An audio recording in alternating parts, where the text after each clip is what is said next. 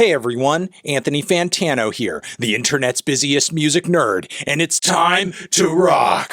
Hard rock, specifically, from the 1970s. Yes, this is another addition to our Starter Pack series where I and someone else get together and make a handful of recommendations in a particular genre to kind of get you guys in the door. And this particular era of rock music I thought would be kind of interesting to have a discussion about because especially with a lot of younger listeners these days, I feel like it's all kind of like seen in this very broad stroke umbrella term kind of sense, with all of it just being kind of perceived as like, it's classic rock, it's a dad rock. But of course, like with most things, when you actually get into the nitty gritty of this era of rock music, and specifically hard rock, you see that there's actually a lot of crazy details and variations and dynamics to the albums that came out during this time period, and also get an understanding of like how a lot of these records ended up setting the tone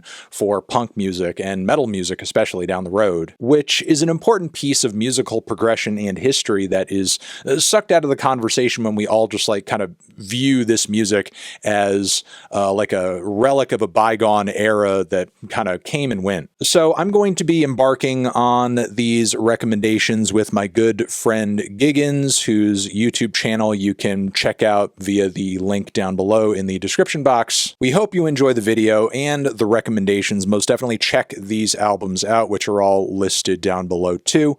And here we go. Here's the discussion. Here we are, me, Giggins. Let's start getting into the recommendations. Starting off with number 1 of 6. We're going to go with you off the bat. Okay. You decided to go with Black Sabbath's classic 1970 debut album. Out of all of the hard rock albums that you could have chosen to kind of give people a sense of like what this genre is all about, why go with this one? This thing is just heavy, man.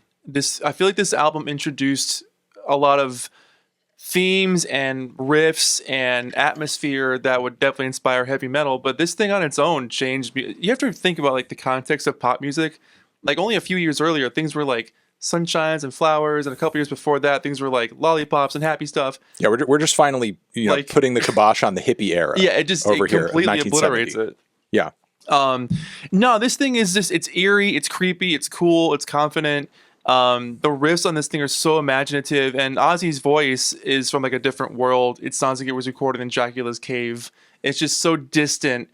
I love the feel of this album. You know, it's something that you don't forget when you hear it for the first time. It really sticks with you, and the influence on it is undeniable. It's still to this day is an influential album for people getting into guitars and drums too, but I feel like this is really a guitar-driven record. And again, for you, like, what sort of defines this album as like a hard rock record? I mean, it's borrowing elements from classic rock and blues rock, and or I guess rock and roll music is even older than this. Yeah. And making it louder, hardening it, making it edgier, making it darker. Like, how exactly in your mind does it kind of go about doing that? I think it's the atmosphere it creates, because there was nothing else like that at that time. Like, things were getting heavier by then, especially with psychedelic music, but by the time you get to Black Sabbath, they allow their songs to grow and stretch, and they used a lot of sound effects. Like, the first track has like rain and thunder sounds, like kind of unusual for its time. But they set a tone that no one else was touching yet, talking about the evil side of the world, or the evil side of the Bible, or what can happen if you go to hell. And kind of being like, you better be good boys and girls, because this is what's going to happen to you. Ozzy's going to get mad at you. Yeah, like to your point, there were bands from the Psych era, like Jefferson Airplane or The Doors, sure, who, were working more with atmosphere and experimenting more with sort of like mood and I guess like a general sense of like heaviness and ambiance in their music. And Black Sabbath does like push that in their own way on this record for sure. It obviously in a fashion that, goes on to inspire the entire metal catalog. And, I think this record is also a really important crossover point, for just like hard rock and heavy metal in general, because this album isn't maybe quite as defined in that heavy metal sense as like some of their later records were, because there are a lot of tracks. I mean, obviously everybody, remembers or sort of like goes instantly to key and highlight moments like the, title track of the record. But, there's a lot of tracks on this record that are just like straight up blues rock songs. Oh yeah. But they're just like kind of grooving a little bit harder, and they're just a little bit moodier than like what was the standard up until that point. Yeah. The Wizard. Yeah, no, exactly. So it's not like all necessarily doom and gloom from front to back. Yeah, there's love songs on it. I mean, yeah, no, absolutely. So I mean, again, that to me is sort of like what makes this kind of an important hard rock album, as opposed to just kind of strictly a heavy metal listen, because it's Right. in that transition point. Right. It's kind of like bringing us there. It's not fully there yet. It's like, the initiation. It's like, it's a reminder that like most changes in music are just sort of like incremental and gradual. Like rarely do you get anything that just sort of like defines a sound straight out of the blue without any sort of like transition point bringing us to that spot. And this album is, another kind of example of that. Yeah, it's heavy metal's cool uncle. You go to hang out, he's got that record collection, and you get really inspired. Black Sabbath. Okay, next on the list, and this is a pick that I went with, came out the same year, but went on to inspire a completely different institution of music. And that's another important thing to talk about, in terms of hard rock. It's not just like this red herring or isolated thing that was just kind of like an era that came and went. It was like an inception point for a lot of different things, and that is especially the case, for the Stooges Fun House record, which again also came out in 1970, and just like Black Sabbath, features a lot of elements and influences of rock and roll music, of blues rock music, but rather than kind of like bringing a mood and an ambiance that is kind of looming and dark and maybe spiritual in a sense, the Stooges are all about just like complete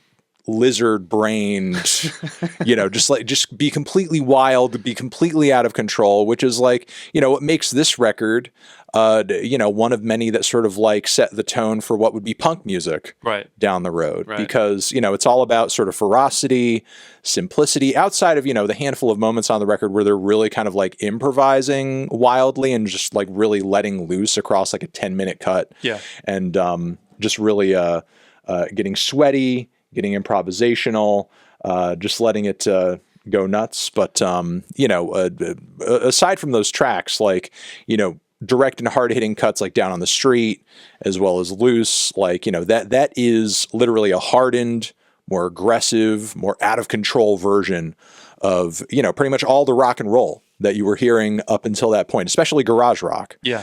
I mean, what do you feel about this album as far as like, a hard rock pick that's a good introduction? No, I agree. And I was either going to pick this or Raw Power, because this is one of those albums that makes rock and roll fun.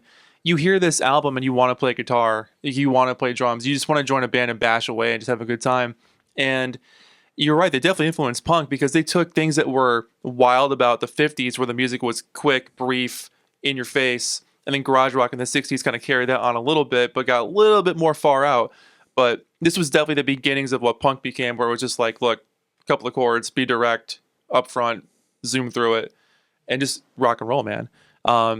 Yeah, hell of an album. Yeah, it's really just about like to kind of compare with Black Sabbath again, because we were just talking about them, there's almost like a certain theatrics to what they were doing. Yeah. Whereas like, this record, songs like TVI also come to mind, where it's just sort of like getting lost in the groove, getting lost in the riff, and just like kind of succumbing to just, that primal. There's like something primal about this album. Primal about Iggy Pop as well, that kind of makes it, it's almost like caveman. Like, completely. You're kind of like going back to the Stone Age a little bit with distorted blaring guitars, and like you said, it's an amplification and it's an intensification of a lot of those rock and roll and garage rock tropes from late 50s. throughout the 60s and just like kind of making it harder, more extreme. That's what it is. And again, went on to influence many an album that came after. And, if you guys end up trying out this record and you like it, Raw Power is obviously something that you want to hear as well. Their debut too. I just didn't necessarily go with Raw Power because obviously like the mix on that is so controversial. Yeah. It tends to be. I like it, I think it's kind of crazy, how distorted and insane it sounds, especially the Iggy remix. But I think there's something to it. There's something to it. But I think Funhouse is a slightly better choice because it's not as expected. It's obviously one of their most famous albums, but right. I feel like that's the underdog out of the two. All right. Let's move on to the next recommendation. You went with the 1978 album Powerage from AC/DC, which is a band that I'm sure a lot of people who, if not as familiar with them as they should be, would probably roll their eyes at. AC/DC. I know. Don't all their songs sound the same? Don't this and don't that. But the thing is there's a lot of things about the band and their progression over the years and their songwriting style that I feel like a lot of people don't necessarily appreciate because they're only familiar with the hits. Exactly. It's just sort of like a casual listen for most people. A lot of people don't even know they're from friggin' Australia. They think they're like an American band. They're from New Jersey. Yeah, or something like that.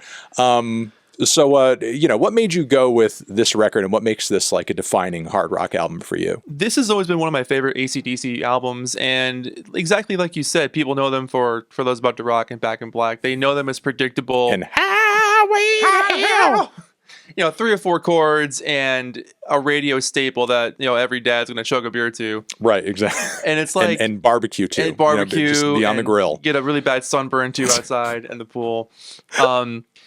I picked this record in particular because Let There Be Rock, the previous record, was really raw, really messy, really aggressive.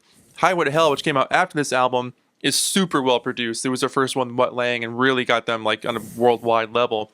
Right. The thing is the hits don't necessarily convey the more raw and wild eras of their career. Exactly. And the thing is people don't really associate AC/DC necessarily with that feeling of being out of control and it's almost been kind of standardized in a way. And as good as those big hits are, they're comparatively a little more tame than something like this or what came out previously. Absolutely. I mean, especially in the 70s, the Bon Scott era, things were more wild and they were younger and things were different. Things got a little bit more streamlined when Brian came in, but this record in particular, this is a really transitioning era for them because they're learning how to write more quote unquote poppier songs.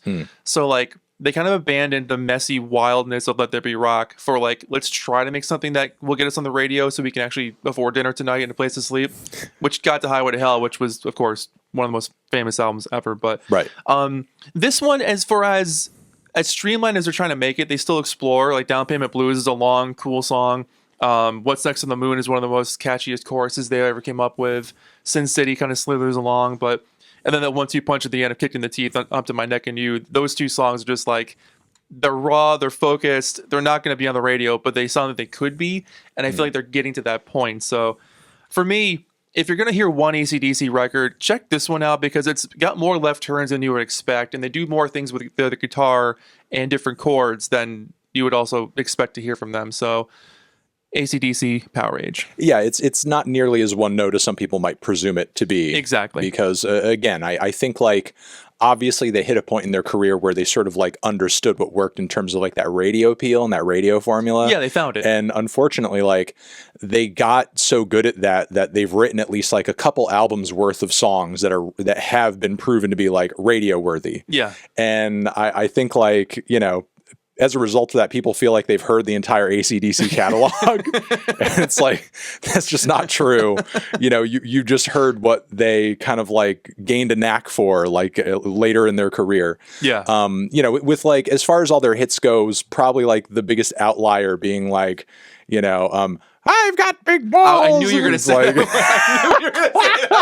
I don't hear that as much on the radio anymore. No, in high school we heard it all the time. All the always time. on. All the time. It's so funny because like you still hear AC/DC on the radio, but I do not hear that song. No, they dropped that one, man. I don't know what radio programmers are on. You know, it's like since when are we not listening to Big Balls? It's about ballroom dancing. Yeah, I know. Exactly. It's a very clean song. It's very clean. And it's to me that song is like, yeah, and also I think like, you know, a lot of people need to sort of like appreciate and understand about AC/DC, about, you know, that track specifically is like, you know, they operated and existed within a certain era of like censorship in, you know, sort of like popular music and radio music. And I mean, they're not the only band too, but like, you know, that was certainly one of the most prominent examples of like, what's a cool, cheeky way that we can like get around this. Right. And, you know, make a hit song, but simultaneously like say something that's like, you know, nudge, nudge, wink, wink. And that track was like a really creative workaround. Yeah. To do that, you know, and again, with that sort of like being out of rotation in terms of radio play, I feel like, you know, some history there has been like kind of lost. Yeah. That thing was played all the time, man. All the friggin' time. And it was hilarious. Yeah. It made you laugh when you were 14, you know? Right. Yeah, exactly. You want to hear songs about big balls. Come on. And the thing is, like, it's not like 14-year-olds don't want to hear jokes about big balls today. Yeah. You know? Still funny after all these years. All right. Next, I had, when I was assembling my recommendations here, I had a very go big or go home moment. And I just decided, like, you know, screw it. Physical Graffiti. Yeah. Like, I was... I knew one of us would put Zeppelin on there somewhere. Like, yeah, there's got to be at least like some Led Zeppelin on there. And, you know, the thing is like as good as their debut is, and as much as I like 3 and so on and so forth, I just kind of feel like just go all the way, man. Just go all the way. I mean, out of all the recommendations that we're making, I wouldn't say like this is the first one you should listen to. You know, and it's a lot. It's 2 albums. It's a lot. It's a double album. The songwriting is big and ambitious and indulgent and massive. The production is layered and heavy. I mean, it's like, you know, this is hard rock elevated, like artistically and instrumentally. I feel like as well as it possibly could be for this era.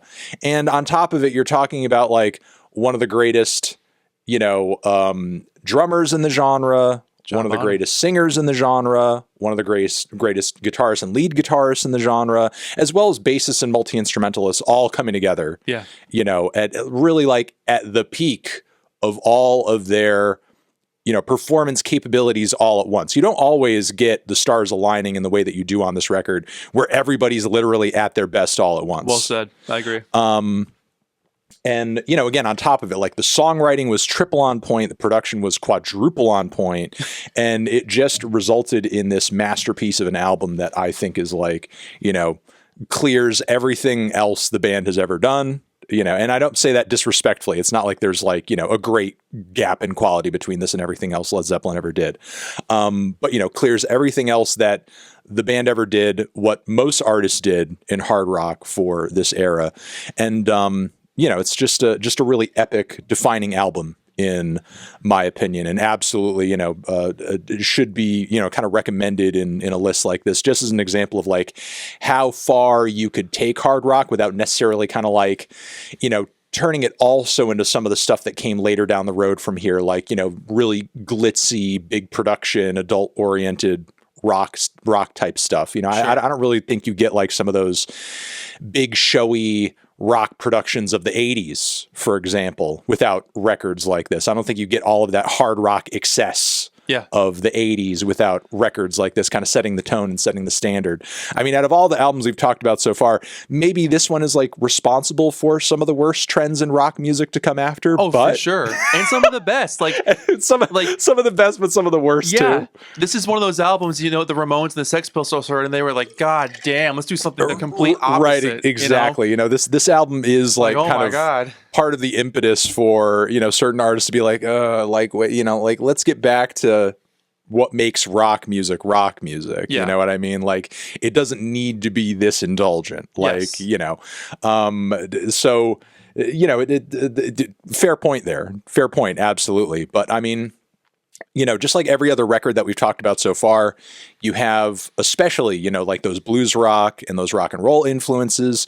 But again, it's all amplified, it's distorted more, it's more explorative, it's more out there, it's hardened, as it were. And that's what makes, this a record an essential one in the genre. Do you have anything else to add about Physical Graffiti? I agree with everything you said. And what's cool about Physical Graffiti is that it's an album you can take your time with and go back to and kind of jump in here and there with it, because it is a lot to digest in one sitting. There's a lot that they perform on this album. Everything from blues rock to radio rock to just exploring. I mean, Kashmir is playing on the radio constantly still. That's the most un-radio song ever. Right. And it works. Right. They found a niche, and they knew how to produce a song to like be accessible but also be kind of adventurous at the same time. But I like some of the more popular moments on it for sure, but I like the weird stuff too. It's not the album I go back to for Zeppelin, but I really appreciate it for what it is. You can't deny its impact. Yeah, it's not easily digestible, that's for sure. No. As like an overall listen, and it does cover like a really wide range of things. It's long. And and just like you brought up with Kashmir, like that song is like such a interesting mold breaking moment as far as like mainstream rock music, because like there's not really anything that it's a dirge. Yeah, it's a dirge, and there's not really anything before it that sounds quite like it, much in the same way. To me that record is almost like, a cool, almost like Beatles moment, where it's like, it's really sort of like heavily dependent on the production kind of taking it to another level. And, it's and their confidence. It's wildly experimental and out there, but simultaneously like there's super sticky leads and riff bits and so on and so forth. Like it really breaks the mold. But yeah, just incredible record, amazing record. And, maybe out of all the recommendations, save this one for one of the last, because it is a lot. It is a lot to listen to and take in. Start with Iggy and the Stooges and work your way up. Right. So, start simple. Start light. Yeah. All right. Next in the list, you picked the Who's live at Leeds, which I love that you went with the Who, and I love that you went with this record specifically. Yeah. And I think this album's important because, like, obviously the Who were a hard rock band, but they were also, a group who had a bit of a reputation for being wilder live than they were in the studio. For sure. Like you didn't necessarily get, that sense of how sort of like extreme and out there they could be just by listening to, especially like a lot of their earlier albums. Like obviously things got more big production and, kind of epic and ambitious, like, Down the Road, during like the Who's Next era and so on and so forth. But like, Live at Leeds really kind of shows you how like, wild the band was willing to get in sort of like a live setting. So, what outside of that made you kind of go with this record? Exactly for what you said. Like these guys really proved that they, especially at this point in their career, like this is after Tommy came out, and that's the record that got them sort of worldwide known. Right. Like they were big in England, but everywhere else they weren't so super huge. So this tour, they were really like hungry and focused and determined to prove who they were, but they were expanding their sound a lot. Like Pete was doing more solos. Roger Daltrey was discovering his voice that would basically give him the tools he needed for the rest of his career. But for what's cool about this record too is that it was styled to look like a bootleg at the time. So they were going for aesthetic points. They were reaching an audience that maybe didn't think they were cool, and all of a sudden here's this record you could buy that looks like a bootleg, stuffed with all kinds of cool stuff on the inside. But sound-wise, it's the most raw, fun, energetic album you could possibly put on. And every single time I hear it, you get sucked into that world of like, they're feeding off the audience. They're having a great time. That they're like just stoked that they're finally getting recognition. But the energy on it, I think, is what's the most attractive thing for this album. And you're right. Everything else they did was very. I mean, Pete Townshend's a studio genius, so he's very particular about sounds and getting things to work a certain way. But live, they were just having good, messy fun. So this album I've loved for over 20 years now. It's something I put on and I feel like I'm in high school again. It's one of those moments where you want to play the drums again. You want to play guitar again. This is the album that really made me be like, I need to be in a band. So its impact, I think, is undeniable in terms of like just rock and roll, man. That's sort of interesting about its background. I mean, I wasn't necessarily familiar with the fact that like it was designed in such a way to where it was supposed to be presented as like a bootleg. Yeah. Like were vinyl bootlegs kind of like popular or sort of like, sort of in high proliferation to the point where people would sort of like stumble across live recordings of random albums that were just like kind of pressed in kind of a, under the radar sort of fashion? Yeah, it was starting by that point, by the late '60s. There were a couple of Who bootlegs by that point. The comeback album from the Beatles of the Get Back era stuff. There's a really famous video of Neil Young going to a record store in 70 or 71, seeing all these bootlegs of his albums and being like, what? So it was cool to go to a store. Bootlegs of his literal studio albums or like home recordings? Live stuff. Like unofficial releases, I guess you can call it. But that era is when all the bootleg kind of stuff bootleg stuff started. So I think they were just jumping on the bandwagon of like, hey, we're with it, guys. We're cool. Yeah, it's almost like a precursor to like System of a Down steal this album. Exactly. Yeah. And on the label of the record, it says crackling noise is okay, don't correct. Like they were really going for the whole feel. Yeah. That's really funny. Yeah. That's hilarious. Nice little play there on the Who's part. Yeah. All right. Final and last recommendation I'm throwing into the mix is going to be Motorhead's Overkill. Ooh. The oldest, not the oldest, the youngest album of all in the bunch. I didn't want to do Ace of Spades because it was like a 1980 record and we agreed we were going to do 70s. Yeah. And, I feel like this record is also probably a better pick for this video as well because it's also like the first Black Sabbath album. It's a bit of a transitional moment. Obviously, like, the speed and intensity of everything going on with Ace of Spades makes it more of just a direct heavy metal experience, really like a speed metal type experience. Yeah. Whereas like the pacing on Overkill is a bit more easygoing. Lemmy hasn't fully and completely leaned into like his super trademark gruff vocal style. Right. There's like a looseness to a lot of the songs on this record that like, I don't know if it was just sort of like the drinking, the cocaine, whatever it was, like on the next record that made them like, okay, the tempos need to like really go crazy on this next record. But like on Overkill, like the ferocity and the nastiness is still there, but it's just a little slower.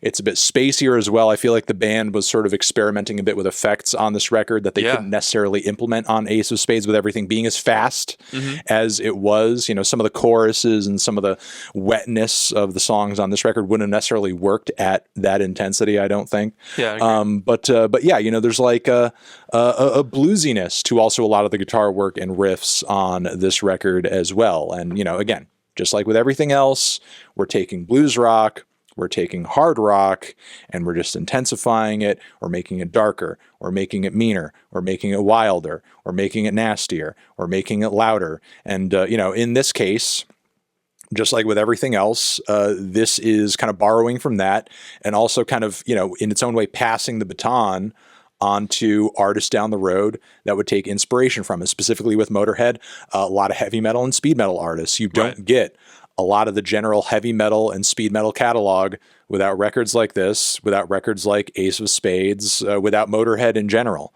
Yeah. So yeah, I feel like, and also in the case of Motörhead punk too, because a lot of punk bands were borrowing from Motörhead as well. Motörhead is definitely like kind of an all-arounder type group in terms of, the various bands and styles that they influenced over the course of their catalog, maybe more so than everybody else who we've talked about in this video so far. Like, the punks were heavy into them, the metalheads were heavy into them, just like everybody was paying attention to what they were doing. If they were in the know, obviously, like they at this point were not as big as a band like Led Zeppelin. Oh God, but if you were like a music fan's music fan, like you knew who Motörhead was. Yeah. And they had an appeal about them where it was like a little something for everybody. If you were looking for something aggressive, loud, fast, and in your face. So yeah, those are my thoughts on this record. Do you want to add anything else? Yeah, I agree. Overkill? And Dave Grohl famously said one time, like, you could be a punk but have a Motörhead patch in your jacket, and that was accepted. It wasn't exclusion to one specific genre or type of music. But yeah, no, I agree. Like, I feel like they were still holding on to some of their roots on this album before things got a little bit more streamlined with Ace of Spades and what came next. But I feel like you appreciate records that came out after this more because of what they did with this album, because they really were, I don't want to use the word expanding, but like they were trying some different things that weren't necessarily what they became known for famously in the albums to come. Right, exactly. So this album's kind of a versatile one for them. yeah, so they try some new things and it works really well, but that's a very unexpected choice. Yeah. Oh, really? Yeah, I was not expecting you to say Motorhead. Okay. No, I mean, yeah, very cool. I feel like it was a must, honestly. So. Yeah. All right. Those are going to be our 6 recommendations as far as trying to lead you guys to the hard rock stream. Hopefully now you drink from it and drink deeply. Have a second cup. And go on from there. And there you have it. A nice, fat, stacked hard rock starter pack for you. Not all of the albums that obviously you could be listening to in this genre, but some good and pivotal ones that are most certainly worth your time and should get you started. You're the best. Thank you very much for watching. Over here next to my head is another video that you can check out. Hit that up or the link to subscribe to the channel. Anthony Fantano, hard rock forever.